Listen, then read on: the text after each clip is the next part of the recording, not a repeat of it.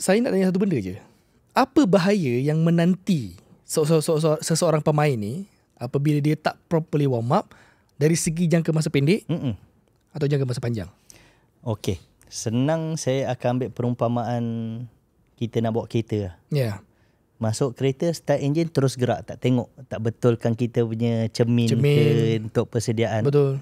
Kebarangkalian mungkin enjin tak rosak ke apa. Tapi accident, tiba-tiba main keluar je, tak tengok, tak adjust cermin semua, boom, melanggar kita depan. Ataupun tengah rushing, gear pun masuk tak betul. Kan? So tu perumpamaan dia. Jadi bila kita nak bersukan ni, kita kena sebenarnya siapkan dirilah.